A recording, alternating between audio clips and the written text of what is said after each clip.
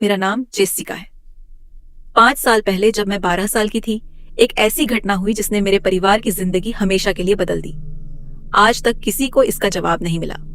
यह सब मेरी आंटी के घर से शुरू हुआ। हम सब वहां आमंत्रित थे। उनका पुराना और बहुत बड़ा घर शहर के सबसे पुराने मोहल्लों में से एक में था।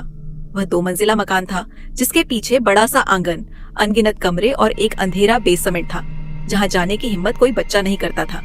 घर में पुरानी लकड़ी और नमी की गंध आती थी। खिड़कियां हमेशा आधी खुली रहती थी और पर्दे कमरों को दिन में भी धुंधला बनाए रखते थे। सभी बड़े लोग ड्राइंग रूम में बैठकर चाय पी रहे थे, फल खा रहे थे और बातें कर रहे थे। बच्चों को जो करना था वे कर सकते थे। मेरी आंटी की बेटी एंजेला और मेरे अंकल की बेटी एलिस दोनों 8 साल की थी और उन्हें छुपन छुपाई खेलना बहुत पसंद था। दोपहर के खाने के तुरंत बाद उन्होंने खेलना शुरू कर दिया। पहले एलिस छुपी और एंजेला उसे ढूंढने लगी। एंजेला लोगों को ढूंढने में बहुत तेज थी। हर बार जब एलिस सोचती कि उसे सबसे अच्छा छिपने का स्थान मिल गया है, एंजेला कुछ ही मिनटों में उसे ढूंढ लेती। आखिरकार एंजेला की बारी आई छुपने की। भागने से पहले वह हंसते हुए बोली, इस बार तुम मुझे नहीं ढूंढ पाओगी। एलिस ने अपनी आंखें बंद की और 30 तक गिनती शुरू कर दी।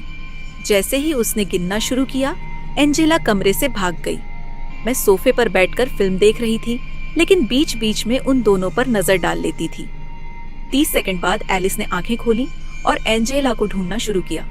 उसने ड्राइंग रूम, रसोई, बेडरूम, अलमारी सब जगह देखा और फिर ऊपर की मंजिल पर चली गई। मैं उसकी आवाजें और पुरानी लकड़ी के फर्श पर गूंजते कदम सुन सकती थी। हर कुछ मिनट बाद वह चिल्लाती, एंजेला, मैंने तुम्हें ढूंढ लिया। लेकिन कभी कोई जवाब नहीं आया। 30 मिनट बीत गए। आखिरकार एलिस नीचे आई। उसका चेहरा लाल था और वह पसीने से भीग चुकी थी।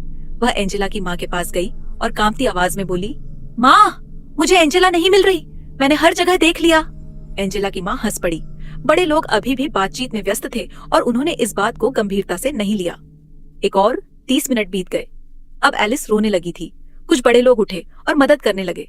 उन्होंने हर दरवाजा खोला, बिस्तरों के नीचे देखा, अलमारियां खोली, आंगन और गैरेज तक छान मारा, लेकिन एंजेला का कोई पता नहीं चला। फिर घर जाने का समय हो गया। एंजेला के पिता खड़े हुए और जोर से बोले, एंजेला, बेटा बाहर आ जाओ, अब हमें घर जाना है। पूरा घर शांत हो गया। कोई जवाब नहीं। उसी पल सबको एहसास हुआ कि कुछ बहुत गंभीर गड़बड़ हो चुकी है। अब खोजबीन बेकाबू हो गई। हर कमरे को दोबारा देखा गया। हर अलमारी, हर कैबिनेट और हर संभव छिपने की जगह को खंगाला गया। यहाँ तक कि बेसमेंट का ताला खोलकर भी तलाश की गई, जहाँ आमतौर पर बच्चों का जाना मना था।